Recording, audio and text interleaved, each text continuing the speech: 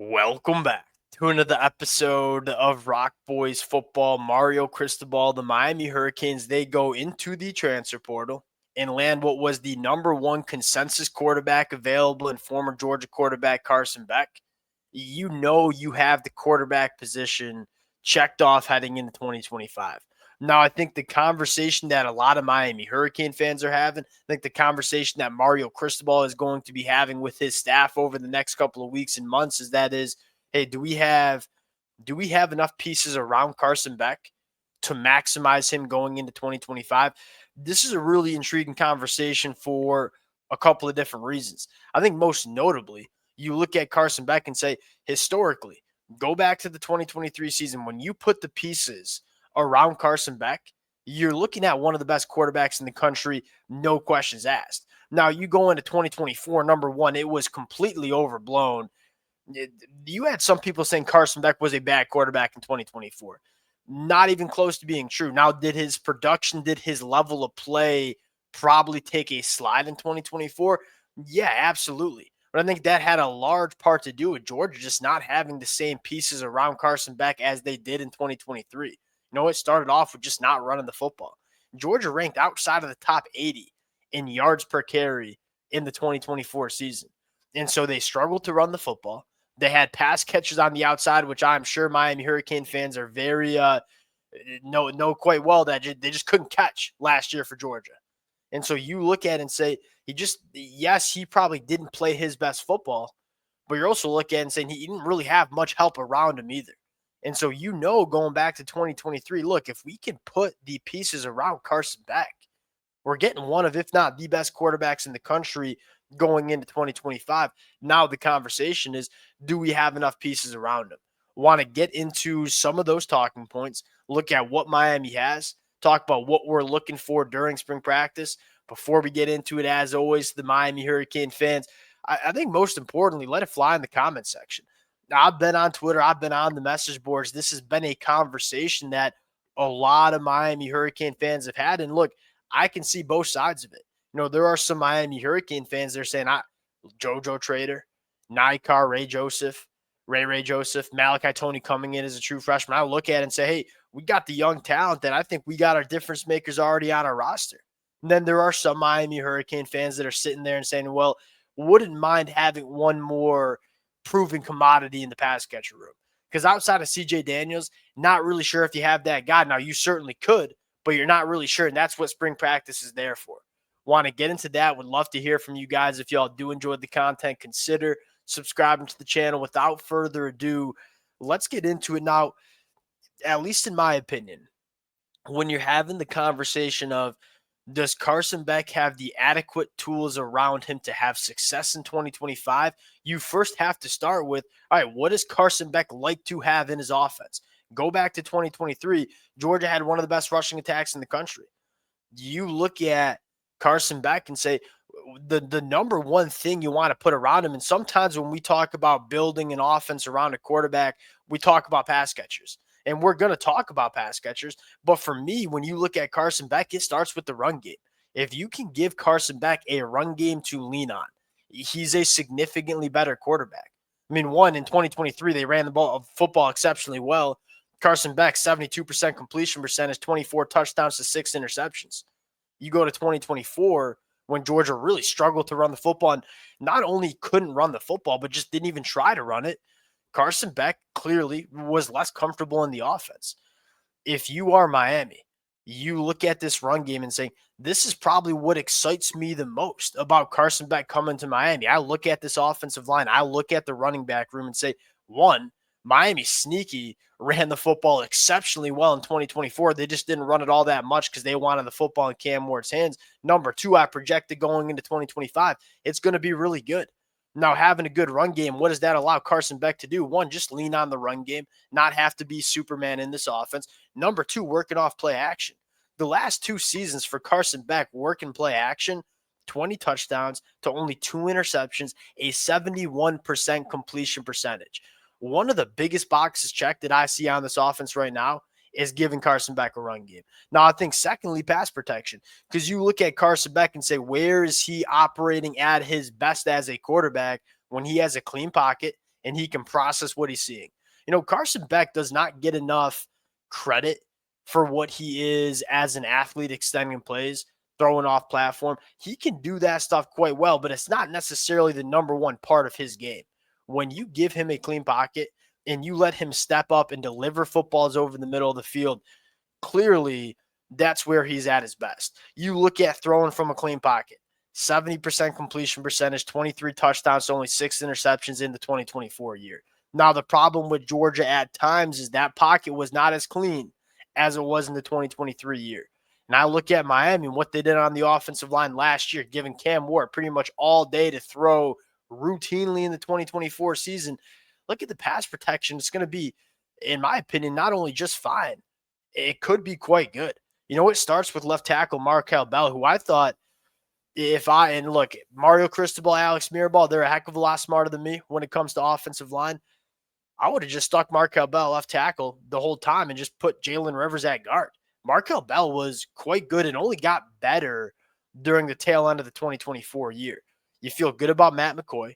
You feel really good about James Brockmeyer, although maybe not the most imposing in the run game, really good in pass protection. And then you feel great about the right side of the offensive line and Francis Mauigoa and Inez Cooper. I look at this offensive line not only in terms of running the football, but in terms of keeping Carson Beck clean. You got to be feeling really good. Now, I think the big question that a lot of Miami Hurricane fans want to have is, hey, are the pass catchers good enough for Carson Beck? Because you go back in 2024, Carson Beck made some high-level throws, which required some high-level catches from that Georgia wide receiver room, and they just didn't make it. Do you have the guys that can go up and make plays for Carson Beck?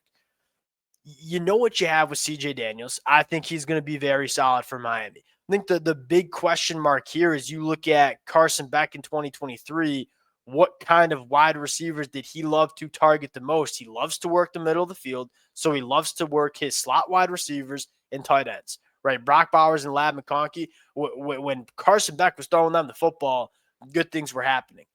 All right, who's going to be that slot wide receiver with a guy like Xavier Restrepo moving on to the NFL?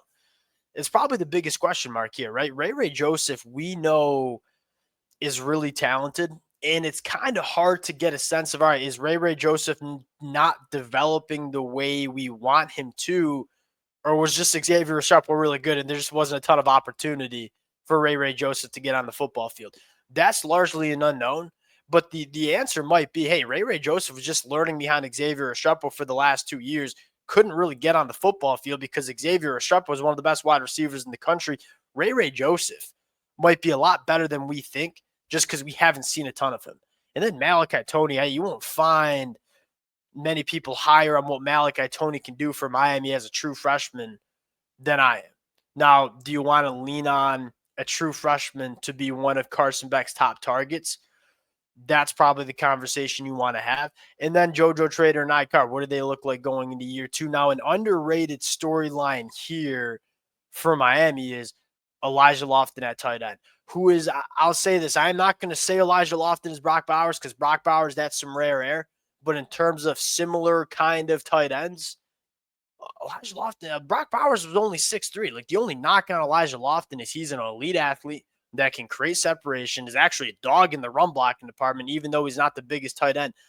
Brock Bowers wasn't that big. Elijah Lofton, he's not that huge tight end, physical, big frame. Nah, I shouldn't say physical. He's not the big frame that you see from some other tight ends. Well, it's very similar to the body composition skill sets of Brock Bowers. And so can Elijah Lofton be that guy for Carson Beck in the 2025 year? Carson Beck loves to work the tight ends. He loves to work the tight ends who know how to create separation and can be matchup nightmares. That, to me, might be the biggest question we have for Miami in spring practice. We heard all the buzz around Elijah Lofton at this time last year in spring practice. Got on the field plenty as a true freshman, but you had some really good tight ends for Miami in the 2024 year. So he didn't get to play maybe as much as we expected. He's extremely versatile, can split out wide, can be in line, can be that H-back, can line up in the backfield. Can he be that difference maker tight end that we know Carson Beck loves to use? If you get that, to me, the pass catcher question gets mitigated a little bit. Now, on the flip side here, Miami, if they want to go and add a wide receiver in the transfer portal, one, we know there's going to be good wide receivers. If there's one position in the transfer portal that you can really do some damage in, it's wide receivers, elite wide receivers every single year. And I guarantee you, after spring practice, you're going to see some good wide receivers kind of bubble up in the transfer portal. I think Miami had a hard time getting wide receivers. It wasn't because a lack of trying, or it wasn't because of a lack of NIL. I think it had a lot to do with, hey, if you're Eric Singleton or you're a guy like Zachariah Branch and you're taking a visit to Miami, you're looking at what they have and you saw, okay, your quarterbacks are going to either be Emory Williams or Luke Nickel. That's hard to sell, and that's not a knock at Luke Nickel, Emory Williams. It's just two unproven commodities. It's really hard to sell a guy like Eric Singleton who's looking for one more year of college football before he goes to the NFL to really raise his draft stock. Is Miami the place for you to be that kind of wide receiver? It's different now when you have Carson Beck. And so when some of these good wide receivers hit the transfer portal, not only does Miami have room to add some wide receivers, they also have a guy like Carson Beck to sell these wide receivers to come. Look, you look at the Shannon Dawson offense in 2024 with a good quarterback, this is going to be a prolific offense. We know that. All of a sudden, the gravitational pull for wide receivers to come to Miami, it's there. And so Miami has the opportunity to go through spring practice, really get a sense of, hey, where is JoJo Trader? Where is Nikar? Where is Ray Joseph, Malachi Tony, Elijah Lofton? Can they be the difference makers we expect them to be, or do they need another year of development? Because if they need another year of development, it's not a bad thing, because you're going to be able to go out and get a wide receiver if you want in the transfer portal. That, to me, is going to be one of the biggest question marks we have in spring practice. What do these pass catchers look like? Where does Miami stand with their pass catchers? And do we need to go out and add another one for Carson Beck in 2025? If you can maximize the offense around him, if you can give Carson Beck everything he needs to be successful, go back to 2023. Look at what Carson Beck did. There just wasn't many better quarterbacks in the country. That's the goal for Miami over the next couple of weeks and months. We'll see how it plays out. I personally am pretty optimistic about what they have on this roster, and it starts with what they have on the offensive line, how they're going to be able to pass protect and run the football. If you can do that, that's a start in terms of getting the best out of Carson Beck. We'll see how it plays out. Would love to hear from you guys in the comment section. Appreciate you guys rocking with it. If y'all do enjoy the content, consider subscribing to the channel. Appreciate you guys, and we'll talk to y'all later.